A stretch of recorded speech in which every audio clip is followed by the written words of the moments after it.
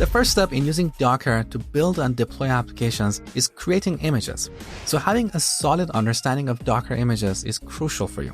And that's what this section is all about. We'll be talking about creating Docker files, versioning images, sharing them, saving and loading them, and a few optimization techniques for reducing the image size and speeding up builds. I'm so excited about this section. I hope you are too. So let's jump in and get started.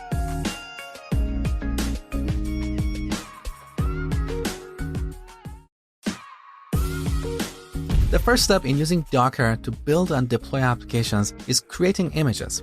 So having a solid understanding of Docker images is crucial for you. And that's what this section is all about. We'll be talking about creating Docker files, versioning images, sharing them, saving and loading them, and a few optimization techniques for reducing the image size and speeding up builds. I'm so excited about this section. I hope you are too. So let's jump in and get started.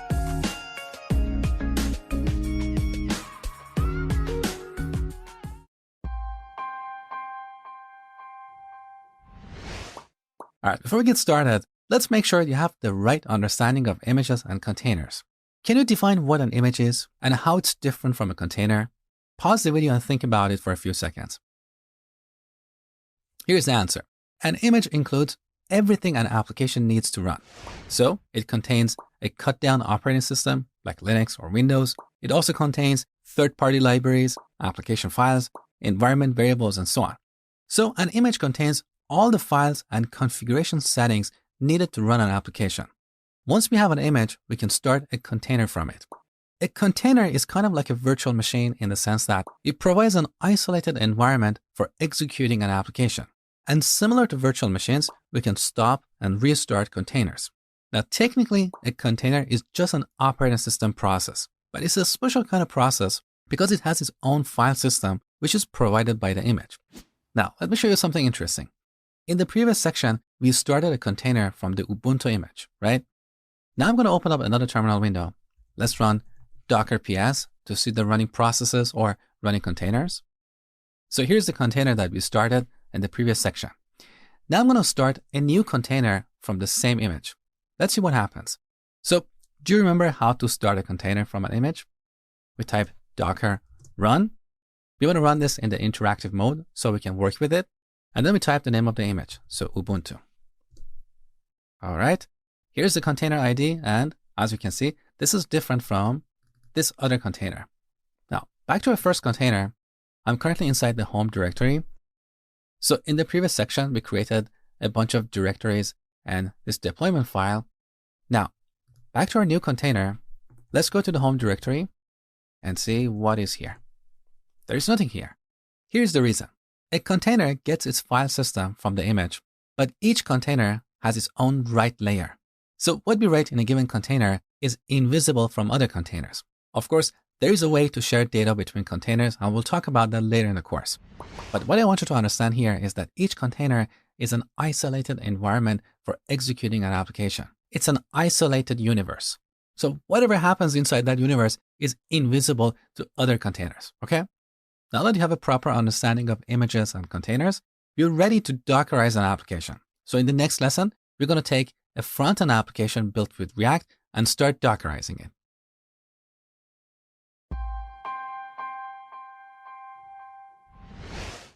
So over the next few lessons, we're going to take a front-end application built with React and package it into a Docker image. I've attached this application below this video, so go ahead and download the zip file, then extract it somewhere on your machine. Now, I want to emphasize, you don't need to know React or even JavaScript to go through this course because Docker is not about JavaScript or React. So if you're a C# or Java or a Python developer, you can still go through the course and learn a lot about Docker.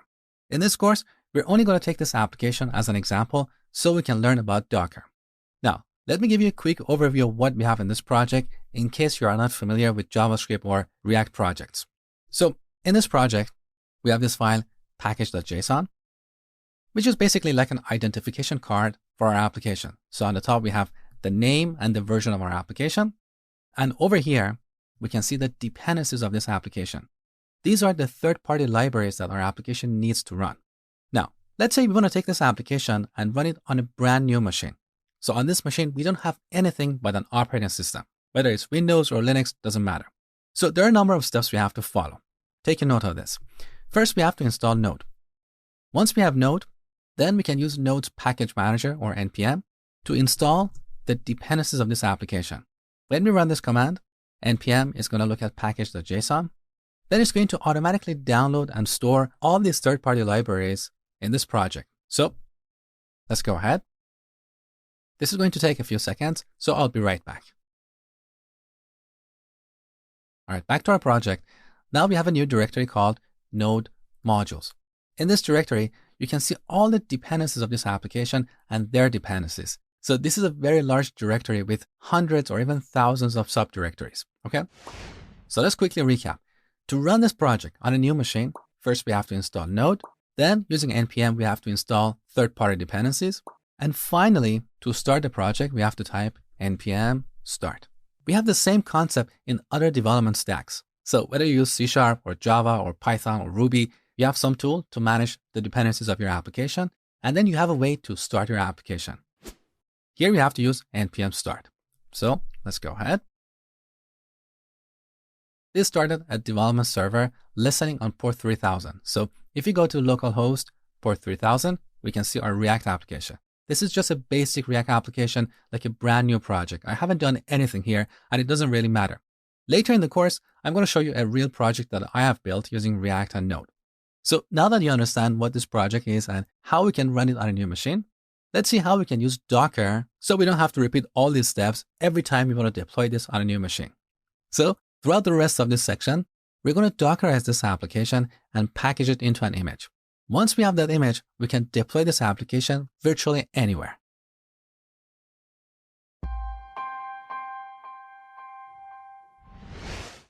The first step to Dockerize an application is adding a Docker file to it. Do you remember what a Docker file is? It contains instructions for building an image. You saw a few of these instructions before, but let's go through the complete list so you know what is available. We have from for specifying the base image. So we take that base image, which contains a bunch of files and directories, and then we build on top of it. Then we have workdir for specifying the working directory. Once we use this command, all the following commands will be executed in the current working directory. We have copy and add for copying files and directories. We have run for executing operating system commands. So all the Linux commands that we talked about in the previous section, you can execute them using run. Now, if you're on Windows, you can execute Windows commands using run as well. We have env for setting environment variables, expose for telling Docker that our container is starting on a given port, user for specifying the user that should run the application. Typically, we want to run our application using a user with limited privileges. And we have command and entry point for specifying the command that should be executed when we start a container. So that's the big picture. Now, over the next few lessons, we're going to explore each of these commands in detail.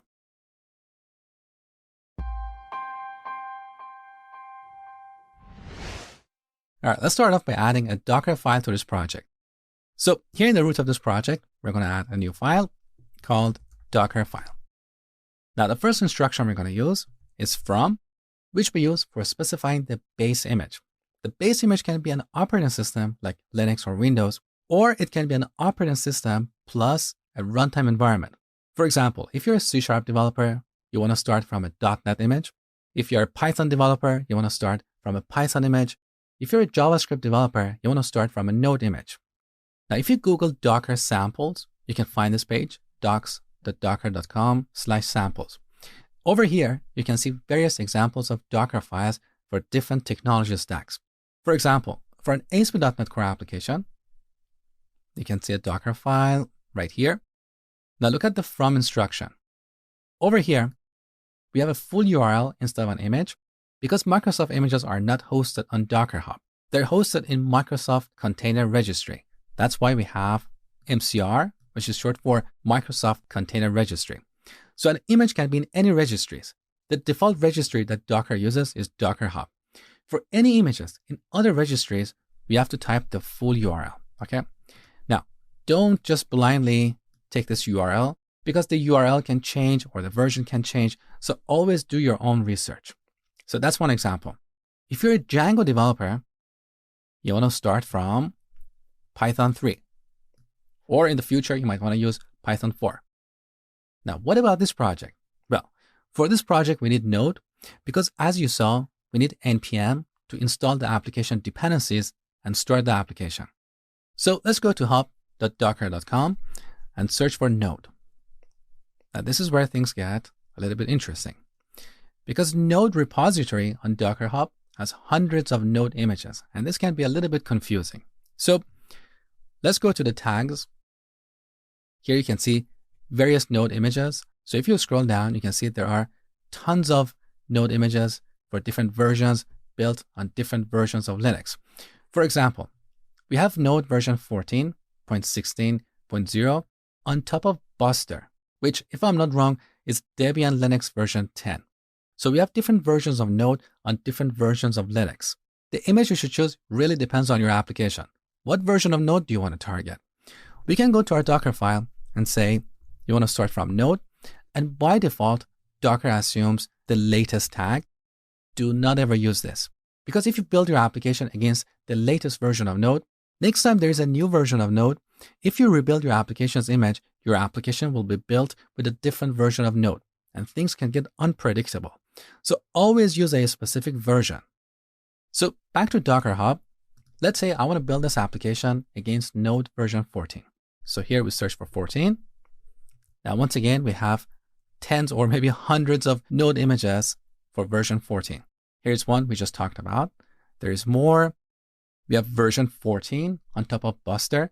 So this one doesn't have the minor build number. It's just the major version number. Now look at the size of this image.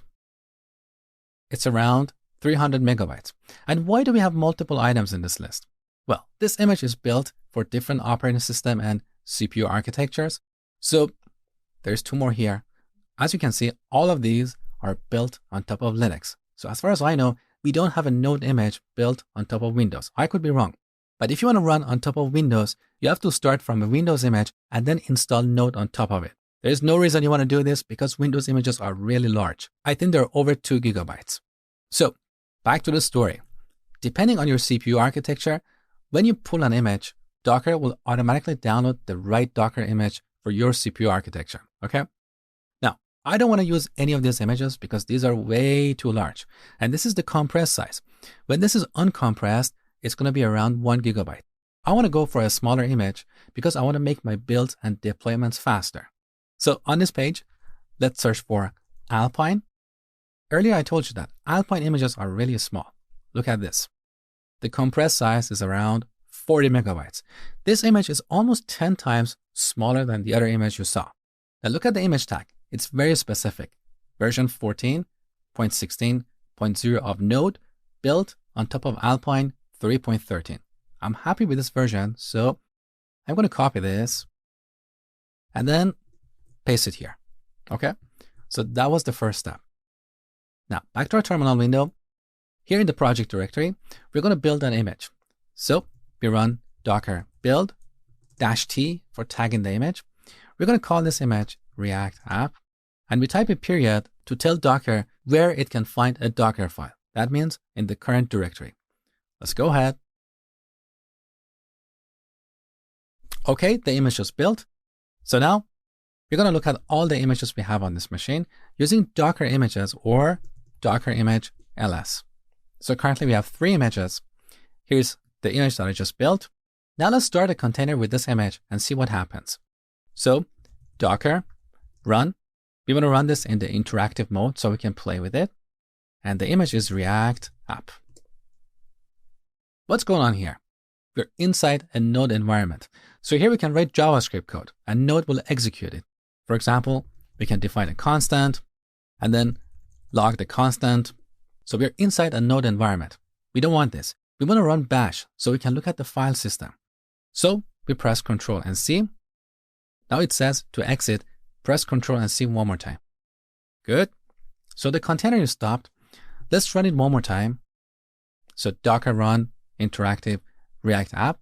Now at the end, we can specify the command to run when starting this container. We want to run bash.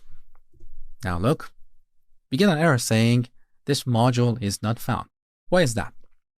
Because Alpine Linux doesn't come with bash. That's why it's a very small Linux distribution. so it doesn't have many of the utilities you're familiar with. Instead of bash, it comes with shell, the original shell program. So one more time, Docker run interactive React app. Instead of bash, we're going to use shell, sh.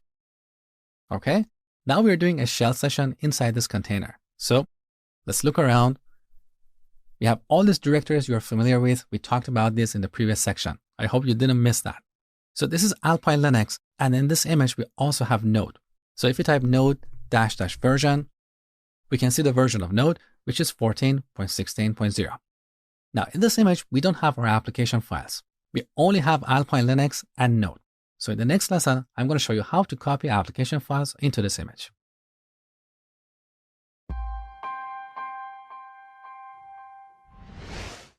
Now that we have a base image, the next step is to copy the application files into the image. So for that, we have two instructions. One is copy, the other is add. They have the exact same syntax, but add has a couple additional features. We'll talk about that later in this lesson. So let's start with copy.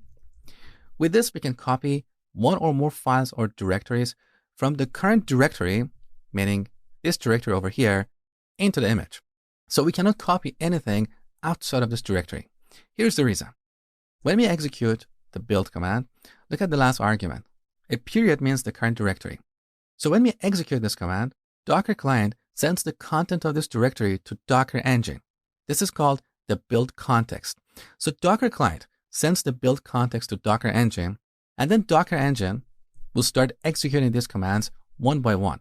So at that point, Docker engine does not have access to any files or directories outside of this directory. Okay. So here we can copy one or more files. For example, we can copy package.json into /app into the image. Now, if this directory doesn't exist, Docker will automatically create it. We can also copy more than one file. So we can say readme.md. And by the way, remember, this is case sensitive because under the hood, we are using Linux. Now here we have a syntax error. Look, when using copy with more than one source file, the destination must be a directory and end with a /. So here we need to add a /. Okay. We can also use patterns. So let's say we want to copy all files that start with package and end with JSON. So whatever comes in between, we don't care. That's why we're using a wildcard. So in this directory, we have two files that match this pattern. We have package-lock.json and package.json. Package.json, as I told you before, includes the list of dependencies and their versions. But the actual versions that might be installed on this machine might be a little bit different from what we see here. So package-lock.json keeps track of the exact version of these dependencies installed on this machine. Okay. Now, what if you want to copy everything in the current directory into the app directory? We use a period. So this is all about source files and directories. Now, let's talk about the destination. So here we're using an absolute path because our path starts with a /. We can also use a relative path if we set the working directory first. So using the work there instruction, we can set the working directory. Now, all the instructions that come after will be executed inside this working directory. And with this, we can replace this absolute path with a relative path. So we can use a period, meaning the current directory. Okay. Now, one last thing about copy. What if you want to copy a file that has a space in it? So let's say we have a file called helloworld.txt. Look, we immediately get a syntax error. This is where we use the other form of the copy instruction. So copy has another form where we can pass an array of strings. So multiple strings. Each string represents an argument of the copy instruction. So here, we're going to wrap all these arguments inside brackets. Then we're going to wrap the first item, which is our source file, in double quotes. Then we add a comma and wrap the second argument in double quotes. It's not a form that you use that often, but I thought to cover it to make this lesson comprehensive.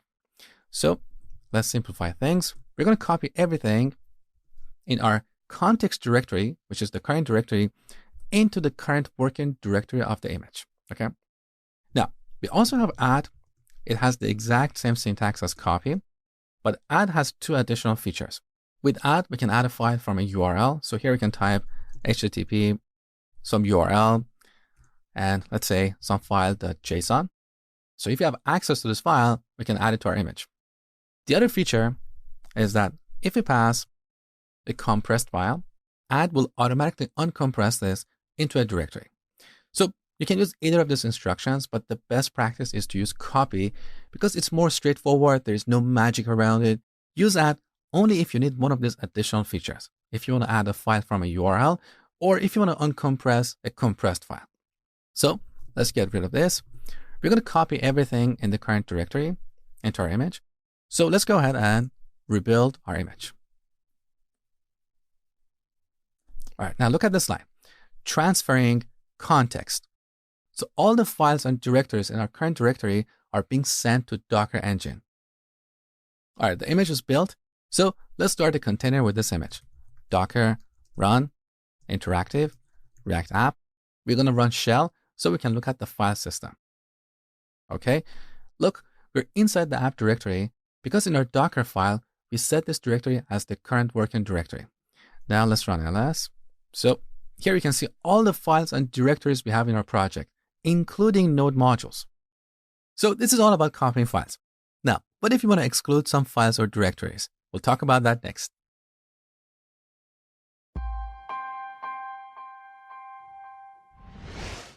In the last lesson, you saw that when we build our application, Docker client takes everything in this directory, which is called the build context or the context directory. So Docker client takes everything here and sends it to Docker Engine or Docker daemon.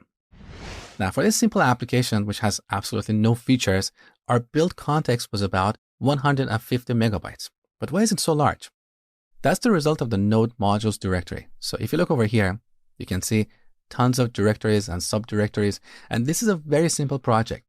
As our application gets more complex and we use more third-party libraries, this node modules directory gets larger and larger. Now, there's a problem here. Later in the course, when we talk about deployment, you will see that our Docker client will talk to a Docker engine on a different machine. So that means whatever we have in the build context has to be transferred over the network. So if you have a large build context with a million files in it, all these files have to be sent to the Docker engine on the remote machine. We don't want that. We don't really need to transfer this node modules directory because all these dependencies are defined in package.json. So we can simply exclude this directory and copy everything else and then restore these dependencies on the target image. And this has two benefits. The first benefit is that our build context is smaller, so we transfer less data over the network. The second benefit is that our build is going to be faster, so we don't have to wait for all these files to be transferred to Docker Engine. Okay? Now, how do we exclude this directory? Very easy. You are probably familiar with this file, .gitignore. With this file, we can exclude some files and directories from Git. Now, we have the same concept in Docker.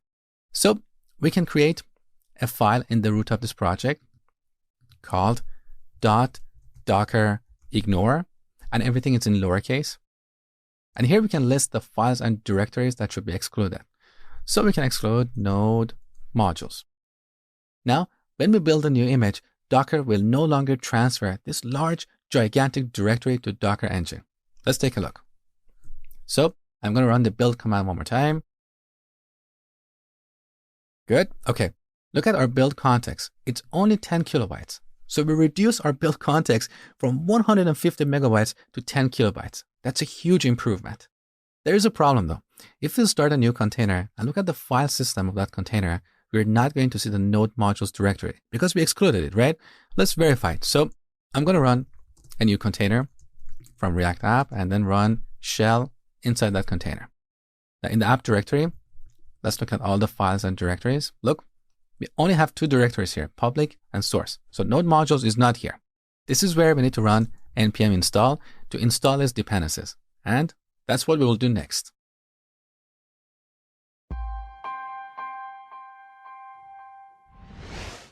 All right, the next step is to install our project dependencies using npm. This is where we use the run command. With this command, we can execute any commands that we normally execute in a terminal session. So we can run npm install. We can also run any of the Linux or Windows commands. For example, let's say we want to install Python on this image as well. We can use apt or apt-get to install Python. Now, if we run this, we're going to get an error because Alpine Linux doesn't have apt package manager. It has another package manager called APK. So be aware of these differences depending on the type of Linux or Windows you're using, okay? So we don't need to do this in this lesson. Let's just install the dependencies of our project. So now back to our terminal, let's rebuild the image. All right, so now Docker Engine is running npm install to download and install these dependencies. This is going to take a few seconds, so I'll be right back. All right, our image is ready. So let's start a new container with this image and run shell. Good. Now let's look at our app directory. All right, and here we have the node modules directory. Beautiful. So we're done with this step. Next, I'm going to talk about setting environment variables.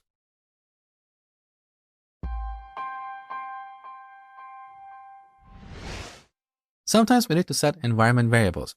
For example, let's say this front-end application needs to talk to a backend or an API.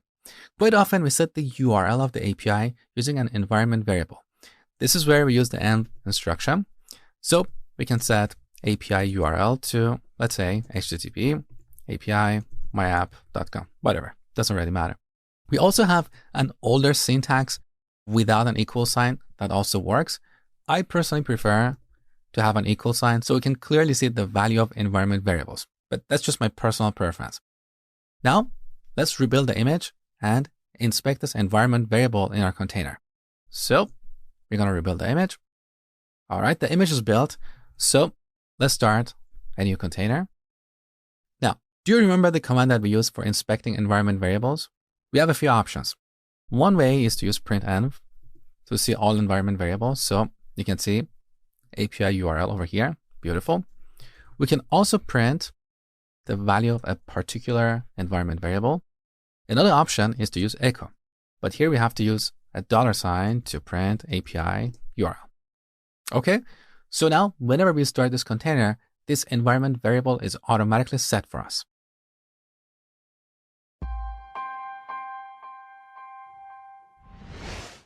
All right, let's take a quick break from our Docker file and start this application outside of Docker, the way we have always started it. So from the project directory, we run npm start. Now this starts a development server on port 3000. So if you go to localhost port 3000, we can access this application. Now in the future, when we run this application inside a Docker container, this port 3000, will be open on the container, not on the host. This is something important you need to understand. So on the same machine, we can have multiple containers running the same image. All these containers will be listening to port 3000, but the port 3000 on the host is not going to be automatically mapped to these containers. So later in the next section, I will show you how to map a port on the host to a port on these containers. But for now, we're going to go back to our Docker file and use the expose command to tell what port this container will be listening on. That is port 3000. So I just want to clarify something. The expose command doesn't automatically publish the port on the host. It's just a form of documentation to tell us this container will eventually listen on port 3000.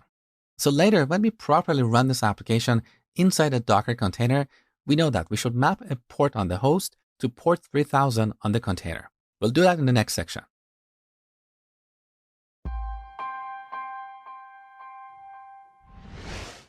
All right, now let's talk about users. So by default, Docker runs our application with the root user that has the highest privileges. So that can open up security holes in our system. So to run this application, we should create a regular user with limited privileges. But before doing that in the Docker file, let's open up a shell session on Alpine Linux and play with a few commands. Now, if you're a Windows user, I still want you to follow along. Even though the commands I'm going to show you are not going to be relevant, the approach I'm taking is absolutely relevant. So take this approach and implement it on top of Windows. You just have to use different commands, okay? So we're going to run Docker run in the interactive mode, Alpine. So here we have a shell session.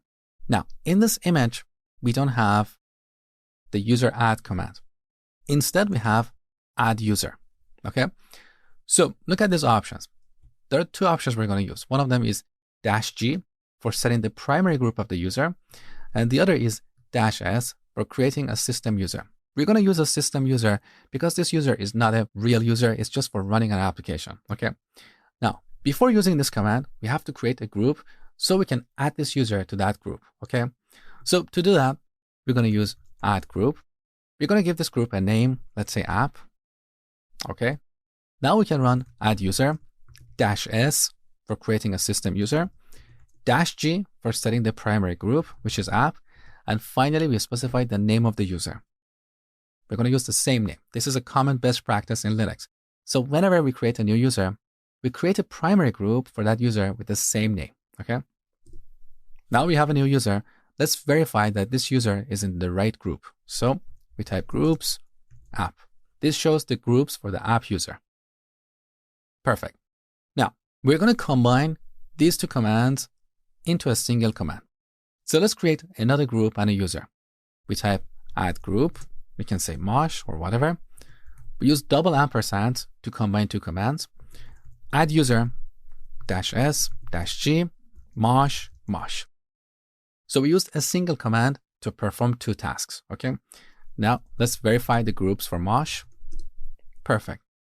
So this is the command that we're going to run in our Docker file. So let's copy this. Now back to our Docker file. We're going to run a command. How do we do this? We use the run instruction. Then we paste our command. And instead of mosh, we're going to use app. So we're going to create a group and a user called app, okay? Once we do that, then we can set the user using the user command. So all the following commands will be executed using this user. Let's save the changes and rebuild our image. So here's the build command. Let's go ahead. All right, our image is ready. Now look at the fifth step. That is our run command for creating a new group and a new user. Now you might have noticed that building this image took probably a long time. That was because of this step, installing the dependencies. Now you might argue that earlier we excluded the node modules directory so our builds would be faster. But our builds are still slow because every time we build this image, all these dependencies have to be installed. Don't worry about that. We're going to optimize this later in this section. Now let's start a new container and make sure the current user is the app user, not the root user, okay? So Docker run. In the interactive mode, we're going to run React app and start a shell session. Good. Now, what command should we use to print the current user's name? Do you remember? I told you at the beginning of the Linux section, that is who am I? So the app user, beautiful. Now let's look at something interesting. I'm going to get a long listing. These are the files in our application. Now all these files, as you can see, are owned by the root user. And in this column, you can see the permissions of the root user. So the root user can write to any of these files or directories, but the current user running the session is the app user. So this user falls into the others group. That means the app user is not able to write to any of these files. In contrast, if we executed this application with the root user, a hacker could potentially rewrite something in our application. So we're done with users. Next, we're going to talk about defining entry points.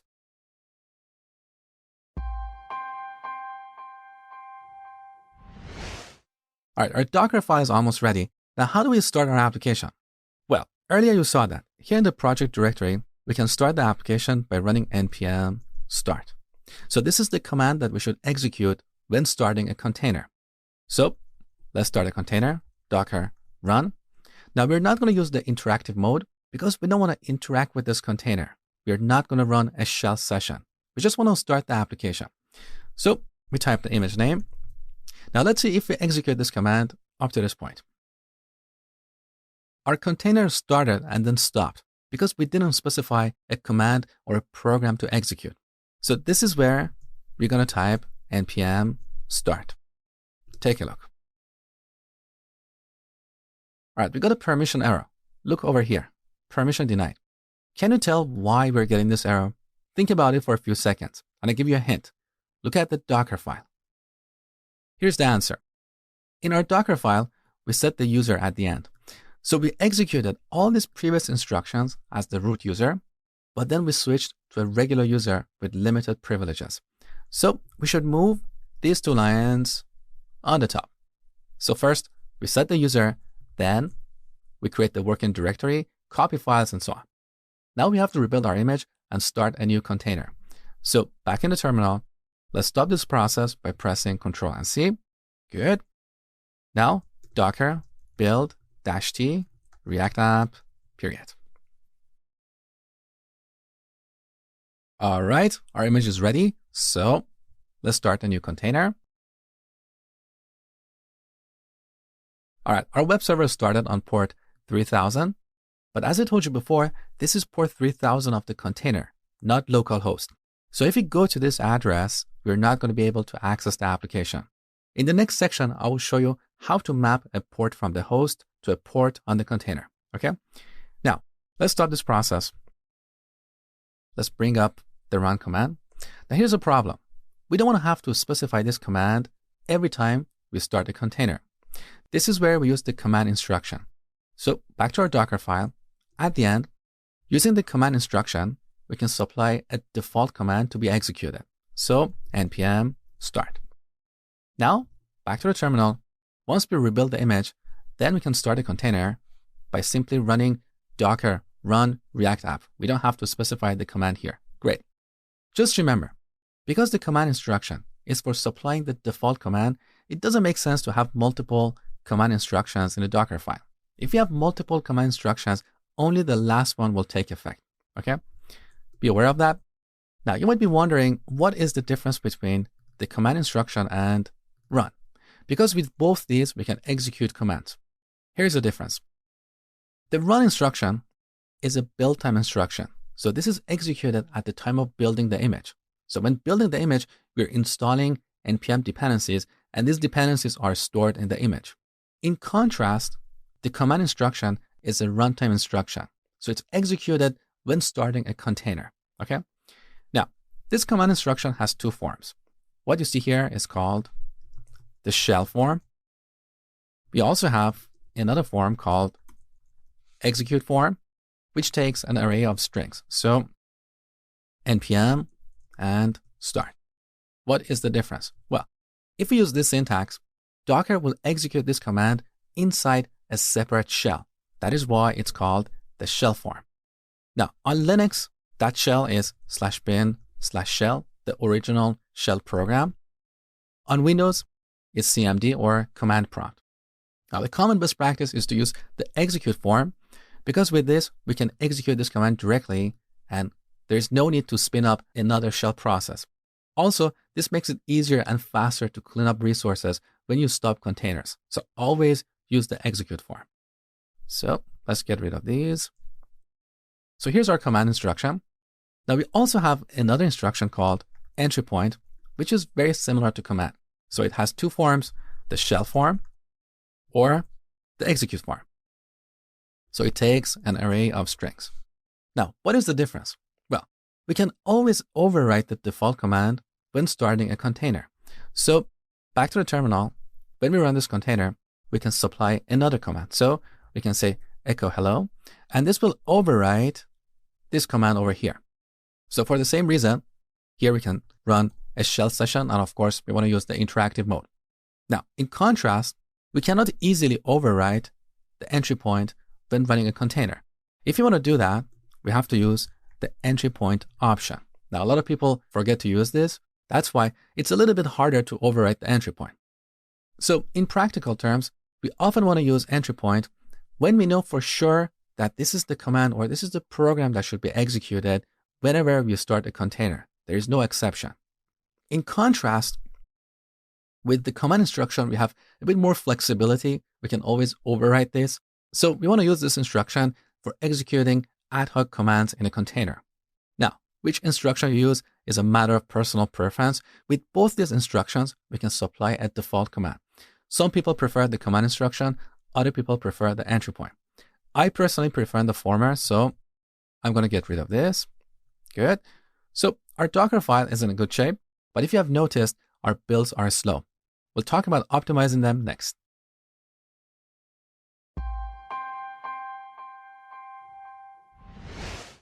You've probably noticed that our builds are fairly slow. Every time we make a small change, we have to rebuild and wait almost half a minute. So let's see how we can optimize these builds.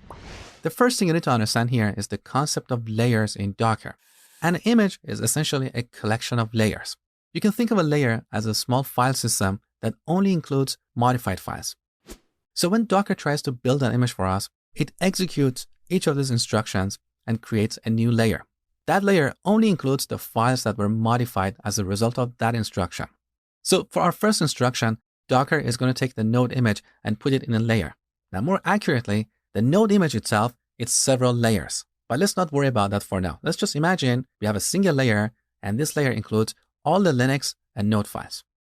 Then Docker is going to execute the second instruction to add a group and a user. Once again, it's going to create a new layer because as you saw in the previous section, when we add a user or a group, something is written to the file system. So a couple of files are modified. So this layer will only include the modified files. Okay. Similarly, Docker will execute all these other instructions and create several layers. Let's have a quick look at these layers. So here in the terminal, we type Docker history and the name of our image, React app. All right, let me move this window around so you can see things clearly. Okay, we're only going to look at these two columns, created by and size. In this column, you can see the instruction that created a new layer. And in the size column, you can see the size of that layer. Now we have to read this list from bottom to top. So look over here. First, we have this group of layers that come from Node and Linux. So earlier I told you that when we use the from instruction, that instruction is going to bring in several layers that belong to Linux and Node. And then we're going to build on top of those layers. Okay. Now look at our run instruction for adding a new user. That's the command that we typed earlier, right? Now look at the size of this layer. It's 4 kilobytes because only a couple of files are modified as a result of this command. Now look at how this instruction is executed. It's executed inside /bin/shell because we use this instruction in the shell form. In contrast, if we use the execute form, this command would be executed directly, okay? Next, we set the current user. The size of this layer is 0. No files are changed. Then we set the working directory. Then we copy all the application files. And over here, you can see the size of this layer is 1.6 megabytes. Then we run npm install. And once all these dependencies are installed, they are stored in this layer. And the size of this layer is 178 megabytes. So an image is essentially a collection of these layers. So you understand what layers are. Now, Docker has an optimization mechanism built into it. So next time we ask Docker to build this image, it's going to look at the first instruction and see if the instruction is changed or not. If it's not changed, it's not going to rebuild this layer. It's going to reuse it from its cache. That's the optimization I was talking about. Then Docker is going to look at the second instruction. Once again, nothing is changed here, so Docker is going to reuse this layer from its cache. In contrast, if we made a tiny change here, let's say if we changed app to app2, then Docker had to rebuild this layer, okay? Now, look at this line. Copy all these files.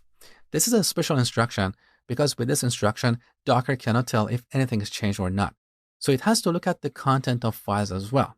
And that means if we make a tiny change in our application, if we write one extra line of code, Docker cannot reuse this layer from its cache. It has to rebuild it. And this is where the problem happens. Once the layer is rebuilt, all the following layers have to be rebuilt as well. So Docker cannot reuse this layer from its cache. It has to install all npm dependencies. And this is exactly where we have a bottleneck. We have to wait half a minute for all these dependencies to be installed. It doesn't make sense. So to optimize our build, we have to separate the installation of third-party dependencies from copying our application files. How do we do that? Very easy. Instead of copying all the files in one go, first we want to copy the files needed for installing third-party dependencies. Do you know which files I'm talking about? These two files, package-lock.json and package.json. These are the only files that we need for running npm install, okay? So we're going to copy package-star.json. Then we run npm install. And finally, we copy all the application files. Now, with this new setup, if we haven't changed any of our application dependencies, Docker is going to reuse this layer from its cache because package.json is not modified, right? Similarly, Docker is not going to reinstall all npm dependencies because this instruction is not changed. If we change this to npm update, then yes, Docker had to rebuild this layer, okay? But nothing is changed here, so Docker can reuse its cache. Then we're copying our application files, and of course, this layer should always be rebuilt, and that's totally fine. So let's run a quick test. Back to the terminal, let's rebuild this image. All right, now look over here. On this line, you can see cached because Docker is reusing the layer cache for this instruction. The same is true for setting the working directory. Now, this is the first time I'm building this Docker file. That's why this is a new layer that we have. This layer has to be built. And of course, dependencies have to be installed as well. So let's wait until this is done. All right, the image is built. Now let's go modify our application code and do another build. So I'm going to go to this file, readme.amd, and add a plus here. Very simple. Now let's do another build. All right, our build was super fast because we didn't have to wait for the installation of third-party dependencies. Look at this line. Once again, we are using layer caching. So here's what you need to take away from this lesson. To optimize your builds, you should organize your Docker files such that the instructions that don't change frequently should be on the top, and the instructions or files that change frequently should be down the bottom.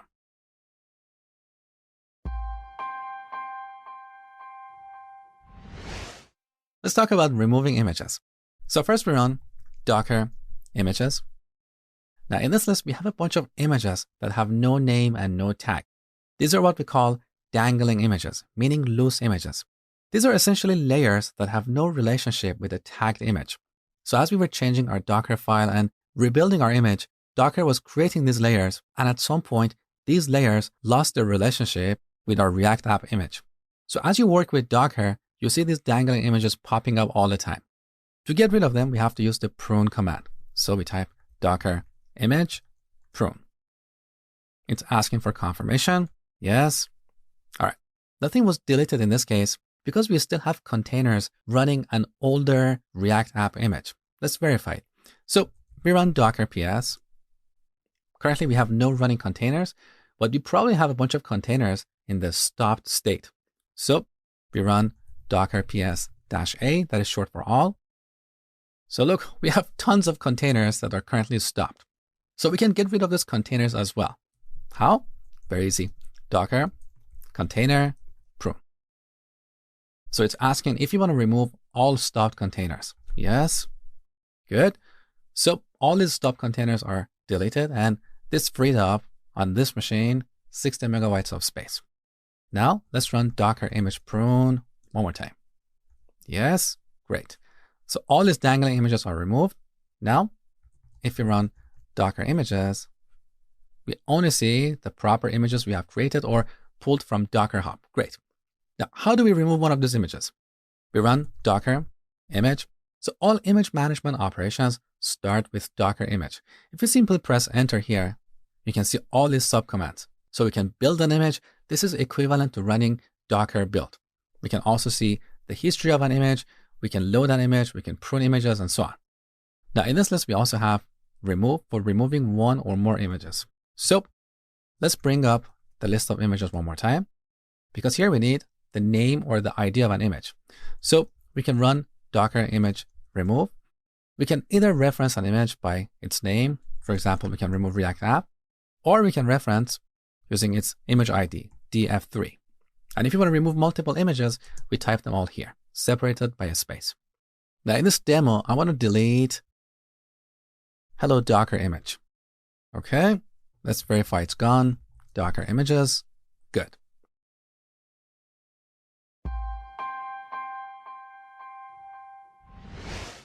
All right, let's talk about tags.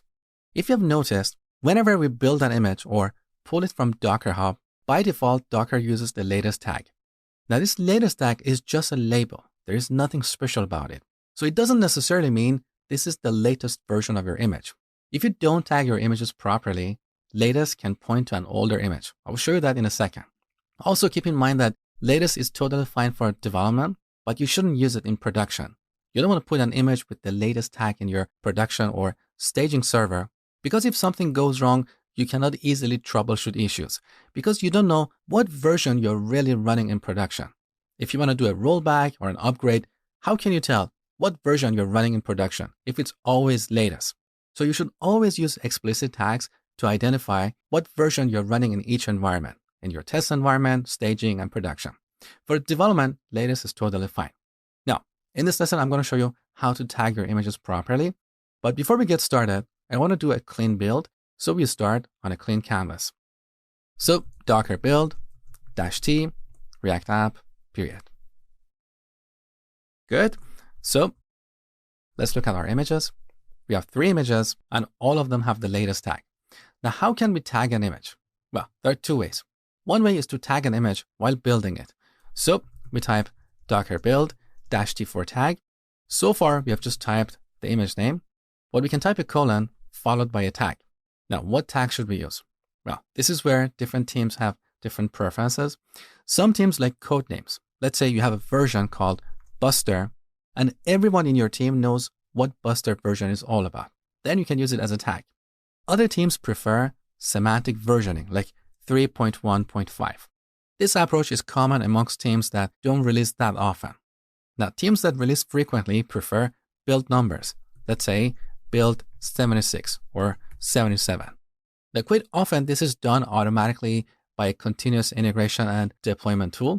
So if you use a continuous integration or deployment tool in your organization, you can configure your tool to check out the latest code from your repository, build an image, and automatically tag it with the current build number. Now, that's outside the scope of this course. So let's go ahead and give this image a tag like version 1 and build it. All right, our build was blazing fast. Let's look at the images one more time. All right, here we have an interesting situation. This React app image that we have has 2 tags, 1 and latest. So it's the same image with multiple tags. How do I know?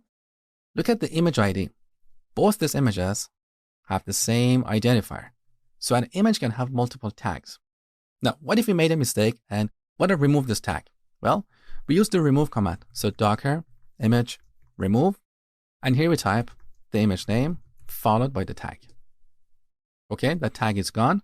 So let's look at the images. Perfect. We only have the latest tag. So one way to tag an image is while building it. But what if you want to tag an image after? We use the tag command. So docker images tag. First, we identify our source image. We can use the full image name and its tag, or we can use an image ID, whatever you prefer. So we're going to get this image and apply a new tag to it. React app version 1. I made a mistake because I spelled images as plural. So that should be docker image tag React app latest. We're going to give it a new tag. Good. Now let's verify that everything is in the right shape. Perfect. Now, earlier I told you that the latest tag can get out of order. Let's see that in action. So I'm going to go back to our project and make a tiny change. In this README file, I'm going to add a couple more pluses simulating a change in the application's code. Now we're going to build a new image. So let's say docker build -t React app. Let's say this is version 2. Okay, great. Now let's look at the images. So we have 2 versions of this image, version 2 and version 1. Now look at the latest tag. It's pointing to the first version because both these tags are pointing to the same image, which is older. I built this image at the beginning of this lesson. So here's what you need to take away. The latest tag doesn't necessarily reference the latest image. You have to explicitly apply it to the latest image. So how do we do that? Pause the video and do this on your own. Here's how we do it. Docker image tag. We're going to identify our image. This time I'm going to use the image ID. So we can type B06. We're going to give this image a new tag. React app latest. Okay. Now let's look at the images again. Good. So now the latest tag is pointing to version 2 of our image. Great. Next, we're going to talk about sharing images.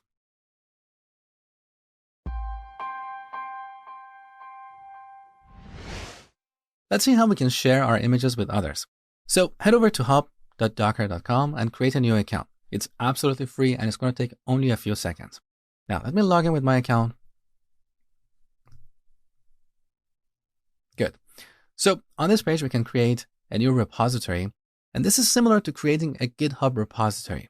So we can have a repository, and in this repository, we can have multiple images with different tags. So let's create a new one. We're going to give it a name. I'm going to use the same name that I used for our image. Now we can give it a description. We can make it public or private. If you have a free account, you only get one private repository, but you can always upgrade to get additional private repositories. Now, optionally, we can connect our account to our GitHub account. So every time we do a push, Docker Hub automatically pulls the latest code and builds a new image. Now, I'm not going to do that in this lesson, so let's go ahead and create. Good. So here we have a repository, and this is the name of our repository. So our username / our image name. Now, to push our image to this repository, we have to give it this tag, code-with-mosh, or whatever your username is, /React app. So back to the terminal, let's look at our images. Let's say I want to publish the latest version of this image. So Docker image tag.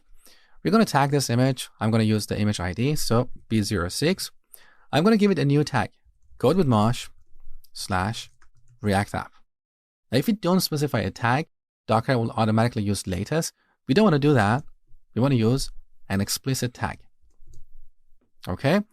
Now, let's look at our images one more time. So now, this image with this ID has 3 tags. Here's the first tag, tag 2. We also have the latest tag, but we also have code-with-mosh /React app with tag 2. All these tags are pointing to the same image on my machine. Okay. So now we're ready to push this image. First, we have to log in. So Docker login. We use our credentials. Good. I'm logged in. Now we type Docker push, and here we specify our image. So code-with-mosh /React app version 2. All right. Now Docker is pushing each of the layers in our image. So the first time we push this image, this is going to take a little while because one of our layers, the layer that includes all NPM dependencies, is fairly large. So once we push this image, our future pushes will be faster, assuming that we have not changed our application dependencies. So our image is pushed. Now let's refresh this page. So in this repository, we have one tag that is tag 2, which is built for Linux. Great. Now back to our project. Let's make a small change to this README file and do another push. Back to the terminal. First, we need to build this image. So build -t, React app, let's say version 3. That was super fast. Now, let's look at the images. This is our version 3. Now we want to give this image an extra tag that starts with code-with-mosh, or our username. So Docker image tag. I'm going to tag React app version 3 with code-with-mosh /React app version 3. Good. So let's say Docker push code-with-mosh React app version 3. All right. Now look, some of these layers already exist. So this push is a lot faster than the previous push. Done. Now back on Docker Hub, let's refresh. Now in this repository, we have 2 tags. Beautiful. All right. Now that our image is on Docker Hub, we can put it on any machine that runs Docker, just like pulling any other images from Docker Hub.